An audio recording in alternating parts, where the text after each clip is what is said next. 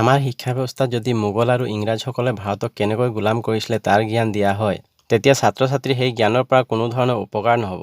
আৰু পশ্চিমীয়া দেশৰ আদৰ্শ ব্যক্তিৰ ইতিহাসৰ জ্ঞান দিলে ছাত্ৰ-ছাত্ৰীয়ে কিছুমান ভাল কথা শিকিব। বিদেশীসকলৰ আদৰ্শ জীৱনীৰ জ্ঞান ছাত্ৰ-ছাত্ৰীয়ে ল'লে নিজৰ জীৱনত সেই জ্ঞান কিছু পৰিমাণে কামত আহিব। কিন্তু সেই বিদেশীসকলৰ জ্ঞান ল'লে নিজৰ দেশক লৈ গৌৰৱ কৰিব নোৱাৰিব।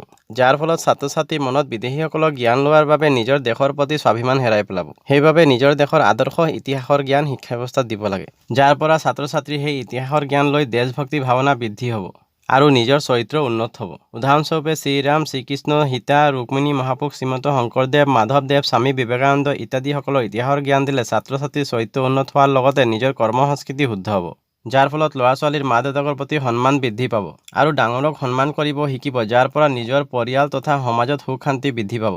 ঠিক এদৰে চাওলুং চুকাফা, লাচিত বৰফুকন, ভগত সিং, সুভাষ চন্দ্ৰ বসু, কনকলতা, মণিৰাম দেৱান, কুশল কোঁৱৰ, বিৰছা মুণ্ডা ইত্যাদিসকলৰ দেশভক্তি জ্ঞান দিলে ছাত্ৰ-ছাত্ৰীৰ মনত বীৰত্ব ভাৱ তথা দেশভক্তি ভাৱনা বৃদ্ধি হ'ব। যাৰ ফলত তেনে ছাত্ৰ-ছাত্ৰীয়ে পঢ়া-শুনা কৰি এদিন চৰকাৰী কৰ্মচাৰী বা অন্যান্য যিকোনো দিশত কাম কৰিলে দুৰ্নীতি নকৰিব, অথচ নিষ্কামভাৱে দেশ সেৱা কৰিব।